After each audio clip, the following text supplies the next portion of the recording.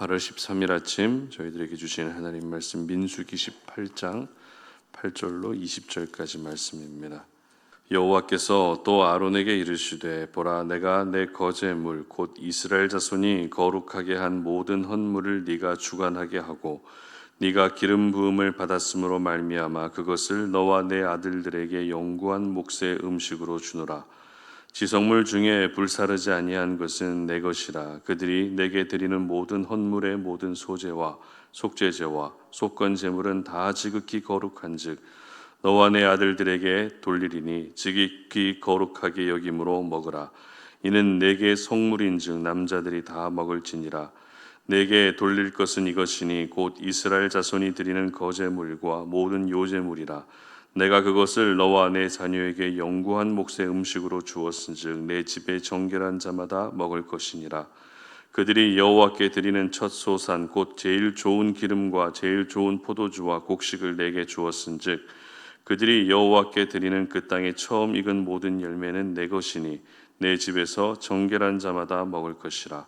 이스라엘 중에서 특별히 드린 모든 것은 내 것이 되리라. 여호와께 드리는 모든 생물의 처음 나는 것은 사람이나 짐승이나 다 내 것이로되 처음 태어난 사람은 반드시 대속할 것이요 처음 태어난 부정한 짐승도 대속할 것이며 그 사람을 대속할 때에는 난지 한 달 이후에 네가 정한 대로 성소의 세겔을 따라 은 5세겔로 대속하라.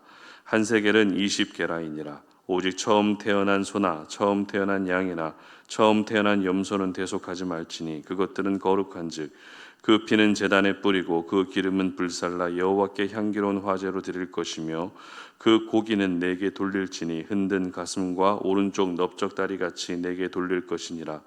이스라엘 자손이 여호와께 거제로 드리는 모든 성물은 내가 영구한 몫의 음식으로 너와 내 자녀에게 주노니 이는 여호와 앞에 너와 내 후손에게 영원한 소금 언약이니라. 여호와께서 또 아론에게 이르시되 너는 이스라엘 자손의 땅에 기업도 없겠고 그들 중에 아무 분깃도 없을 것이나 내가 이스라엘 자손 중에 내 분깃이요 내 기업이니라. 아멘. 없어도 없는 것이 아니다 라는 제목으로 오늘 아침 말씀 전합니다. 눈에 보이지 않는다고 해서 없다고 말할 수 없는 것들이 있습니다. 대표적으로 공기는 눈에 보이지 않지만 없다고 말할 수 없습니다. 바람도 눈에 보이지는 않지만 없다고 말할 수는 없습니다.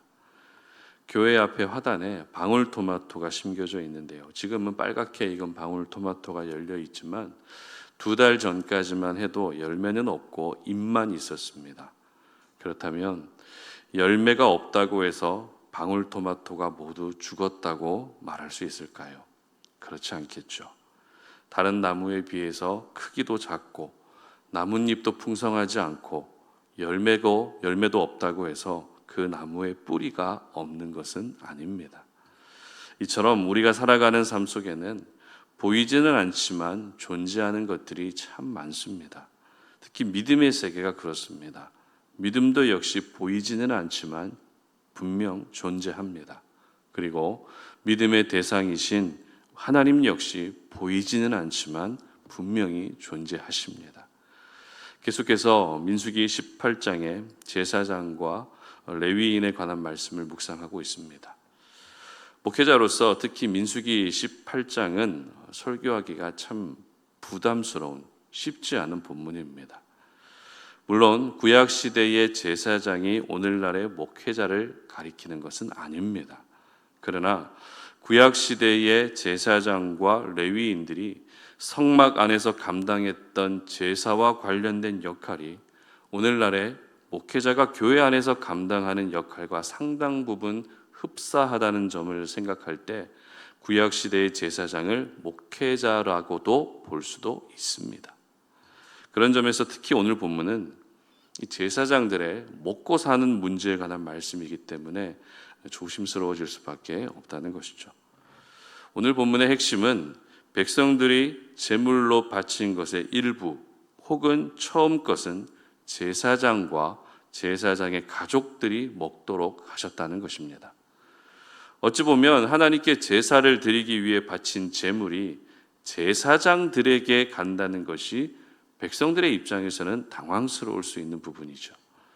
그러나 백성들은 농사도 짓고 가축도 돌보면서 살아가는 데 필요한 소득과 양식을 얻을 수 있었는데 비해서 제사장들은 일체 농사도 짓지 못했습니다.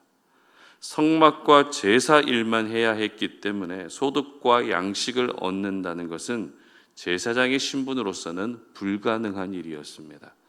그래서 하나님이 내리신 조치가 백성들이 바친 제물의 일부를 제사장과 그의 가족들이 먹을 수 있게 하는 것이었습니다. 제사장들도 먹어야 제사를 준비할 수 있고 먹어야 제사를 드릴 수 있었기 때문에 제사장과 제사장의 가족들의 먹고 사는 문제를 하나님이 이렇게 해결해 주신 것이죠. 오늘날로 말하면 여러분이 하나님께 드린 헌금으로 목회자에게 사례를 주고 교회 시설을 관리하는 것과 같은 맥락이라는 것입니다. 바로 이 부분 때문에 오늘 본문이 목회자들에게는 부담이 된다는 겁니다. 왜냐하면 여러분들에게 헌금 많이 해서 목회자의 먹고 사는 문제를 책임져야 된다라고 하는 그런 말씀으로 들릴 수 있기 때문입니다. 물론 전혀 틀린 말은 아니지만 그렇다고 당당하게 요구하기도 어려운 말씀이 오늘 본문이라는 것이죠.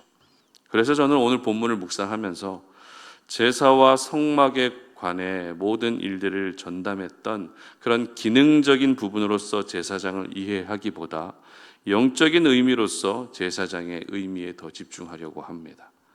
그렇다면 영적인 의미로서의 제사장은 어떤 의미일까요? 바로 여러분 모두가 왕 같은 제사장이라는 것입니다. 물론 기능적인 부분으로는 예배를 인도하고 또 제사를 진행하는 사람이 정해져 있지만 우리 모두는 하나님 앞에서 왕 같은 제사장이라는 것을 항상 의식하며 살아야 하는 것입니다.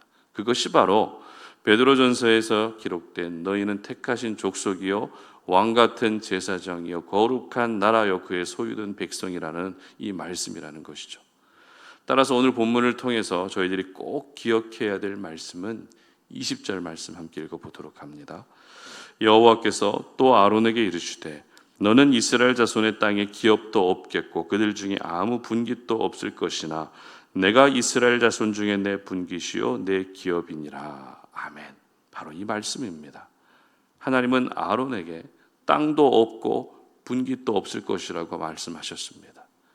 아론에게 말씀하셨다는 것은 제사장들을 대표해서 말씀하신 것이기도 하고 더 나아가 아론이 속해 있었던 레위 지파 전체에게 말씀하신 것이기도 합니다. 분명 애굽 땅에서 구원해 주실 때에는 아론과 레위 지파도 약속의 땅으로 들어가서 좋은 땅을 분배받고 싶은 기대감이 있었을 겁니다. 그런데 이게 무슨 마른 하늘의 날벼락 같은 말씀입니까?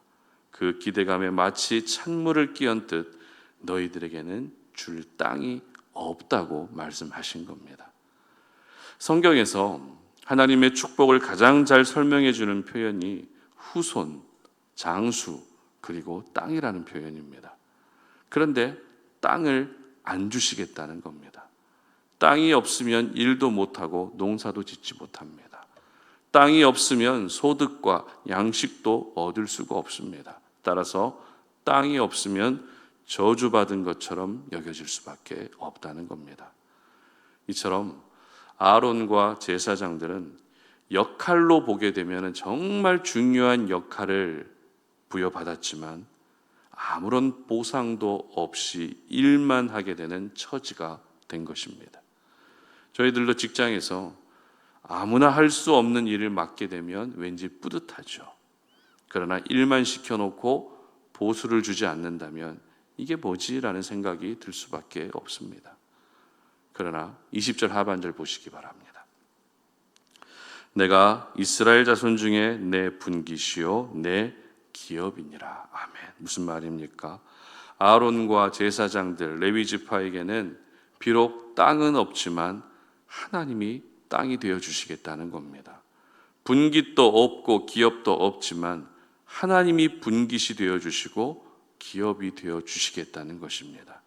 다시 말해 없어도 없는 것이 아니라는 것입니다. 아무것도 없어 보이지만 실제로는 아무것도 없지 않다는 겁니다. 이것이 바로 구약시대 제사장들에게 주신 축복이었고 오늘을 살아가는 왕 같은 제사장으로 불러주신 우리 모두에게 약속된 축복인 것입니다. 저희들은 대부분의 경우 없는 것에 더 집중합니다. 다른 사람들에 비해서 가지지 못한 것, 다른 사람들에 비해서 몸이 약한 것, 다른 사람들에 비해서 누리지 못하고 있는 것, 다른 사람들에 비해서 가정이 평안하지 못한 것과 같은 없는 것에만 온통 신경이 집중됩니다. 그래서 비교의식이 심해지고 비교의식이 심해지면서 패배의식도 찾아옵니다. 하루하루의 삶이 기대가 되기보다 한숨부터 나옵니다. 소망보다 절망이 더 커집니다. 한번 해봐야 되겠다는 의지보다 낙심이 더 커집니다. 이처럼 없는 것에만 집중하게 되면 우리 삶의 많은 부분들이 무너지게 되는 것이죠. 그러나 비록 없는 것 같아도 없는 것이 아니라는 오늘의 말씀을 여러분 모두가 꼭 기억할 수 있었으면 좋겠습니다. 왜냐하면 하나님이 나와 함께하고 계시기 때문입니다. 다른 사람들에 비해서 돈도 없고 땅도 없고 집도 없고 은사도 없고 건강도 없고 믿음도 없지만 하나님이 있습니다. 하나님이 나의 돈이 되어주시고 하나님이 나의 땅이 되어주시고 하나님이 나의 집이 되어주시며 하나님이 나의 은사와 건강이 되어주시는 것입니다. 어찌 보면 말장난처럼 들릴 수도 있습니다. 믿지 않는 사람들은 그게 무슨 터무니없는 말이라고 이렇게 저희들을 조롱할 수도 있습니다. 그러나 신명기 30장 19절 상반절을 제가 읽어드립니다. 내가 오늘 하늘과 땅을 불러 너희에게 증거를 삼노라. 내가 생명과 사망과 복과 저주를 내 앞에 두었은즉. 아멘. 하나님이 생명과 사망과 복과 저주를 우리 앞에 두셨다고 말씀하셨습니다. 무슨 말입니까? 생명과 사망과 복과 저주도 하나님의 손에 있다는 것입니다. 그러므로 없어도 없다고 생각하지 않으셨으면 좋겠습니다. 없는 것 같아도 오히려 더 많이 가졌다고 여러분의 영혼을 향해 선포할 수 있었으면 좋겠습니다. 여러분, 하나님을 가지면 다 가진 것입니다. 하나님이 내 편이시면 모든 것을 공급받게 되어 있습니다. 마지막으로 19절 말씀 함께 읽어봅니다. 이스라엘 자손이 여호와께 거제로 드리는 모든 성물은 내가 영구한 몫의 음식으로 너와 내 자녀에게 주노니 이는 여호와 앞에 너와 내 후손에게 영원한 소금 언약이니라. 아멘. 하나님이 아론에게 하신 말씀은 아론을 그냥 안심시키기 위한 말씀이 아니라 분명한 언약이라고 말씀하셨습니다. 그런데 그 언약이 보통 언약이 아닙니다. 소금 언약이라고 말씀하셨습니다. 소금은 썩지 않습니다. 그리고 소금은 자기만 썩지 않는 것이 아니라 다른 것들도 썩지 않게 합니다. 그렇습니다. 하나님이 우리를 책임져 주시고 하나님이 우리의 먹고 사는 이 땅의 문제를 해결해 주신다는 이 말씀은 썩지 않는 영원한 언약입니다. 사라지지 않는 약속이라는 것입니다. 바라기는 현실은 버겁고 현실은 앞이 캄캄하지만 없다고 없는 것이 아니라는 오늘 이 진리의 말씀을 여러분 모두가 꼭 붙들 수 있었으면 좋겠습니다. 그래서 늘 채워주시고 공급해 주시는 은혜가 저와 여러분 그리고 여러분의 가정과 우리 송탄 오륜교회도 늘 충만할 수 있기를 주님의 이름으로 축복합니다. 함께 기도하겠습니다. 하나님 감사합니다. 오늘도 우리가 주님 앞에 나와 예배하며 우리에게 주신 생명의 말씀을 붙들고 기도의 자리로 나아갑니다. 우리의 삶을 돌아보면 온통 없는 것밖에 없습니다. 그래서 늘 우리는 낙심하고 무너지게 됩니다. 그러나 오늘 하나님께서 아론에게 해주셨던 그 소금 언약이 왕같은 제사장으로 살아가는 우리 모두에게도 동일하게 주어지는 똑같은 소금 언약이라는 것을 기억하며 우리의 먹고 사는 문제, 이 땅의 모든 문제를 하나님이 다 해결해 주실 줄 믿습니다. 없어도 없는 것이 아닙니다. 왜냐하면 하나님이 우리의 땅이 되어주시고 하나님이 우리의 분깃이 되어주시며 우리의 기업이 되어주시기 때문입니다. 그러므로 없다고 해서 무너지지 않게 하시고, 없지만 없는 것이 아니라 하나님이 있다는 그 믿음을 가지고서 오늘도 버티고 견디며 살아낼 수 있는 저희들이 되게 하여 주시옵소서. 감사드리며 예수님의 이름으로 기도드립니다. 아멘.